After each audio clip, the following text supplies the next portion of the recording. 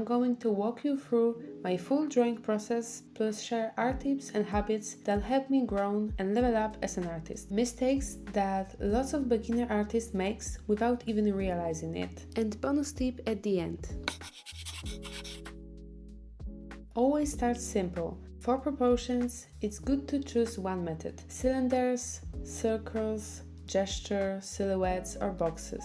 All of these methods are really good and effective, so the best option is to try each of them to see which one is more comfortable for you. As you can see, I use boxes because I feel it's the right method for me, so choose whatever makes your sketch stage joyful and what feels better for you.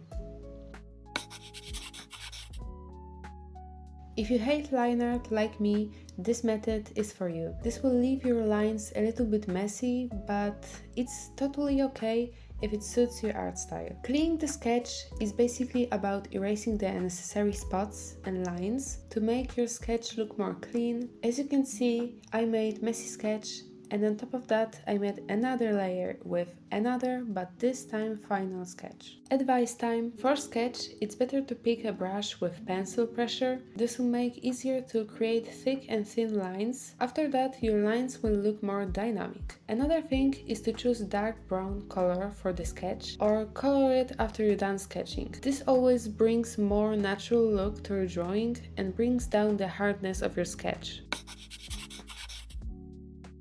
You don't necessarily have to do a base layer, but if you do it, it will help you stay in shape and you will avoid going beyond the lines. You just need to make a layer mask or layer group to trim the rest of your layers to your base. Now it's time to color our character. I use the triangle method to pick the right colors.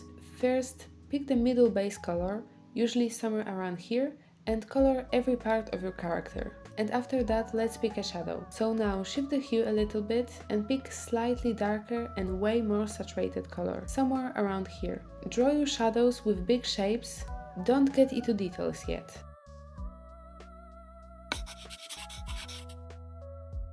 This effect is always used between the light and the shadow. This effect makes your drawing more natural and it's seen when the light hits a little bit transparent surface, for example skin.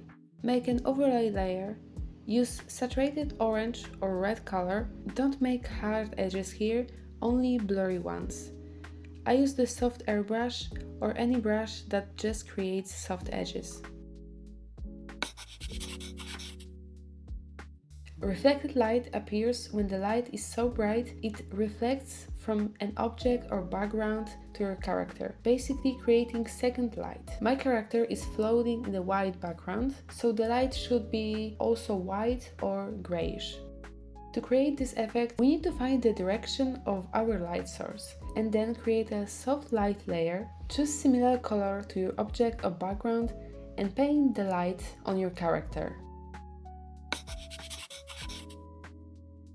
To add light to your character, we need to go back to the triangle method. Pick the base color again, shift the hue a little but now towards the opposite side and pick color more saturated than base but less saturated than the shadow, somewhere around here. Now make an overlay layer and paint the light following the light source direction.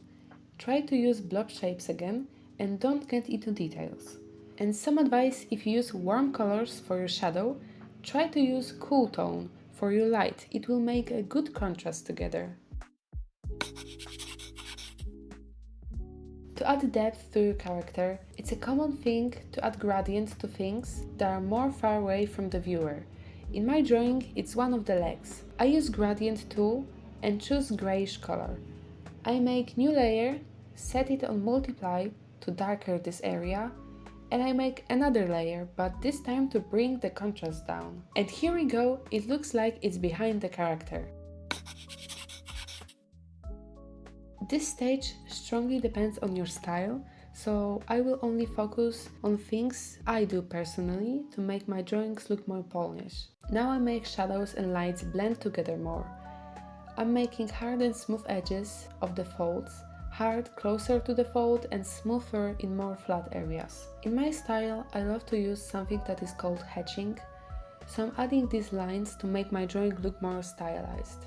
Watch out for this beginner mistake. Don't smooth everything. Balance of hard and smooth edges is really important, unless your drawing will look like a smudge blob. Last stage of my drawing process, I'm adding hair strands, shoe ties, and every tiny detail that I want in my drawing. I use liquify to change some mistakes. I get into more details on face, clothes of my character, and lastly, final touches.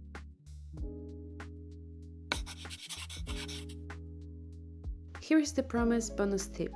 If you want to add a texture to your drawing, jeans for example, here is how I do it. Search for jeans texture on Pinterest. This one seems fine, and it's important to choose high quality photo. Now copy and paste this to your drawing, create the shape that you want. Now look for gradient map, you can find it in filter settings, and here is the gradient map. This process will clear the image and everything that is unnecessary. Now make the dark areas dark but not black. For jeans I will use dark blue, and for the light leave it on 0 opacity. Apply, and after that turn this layer on soft light. And here you go.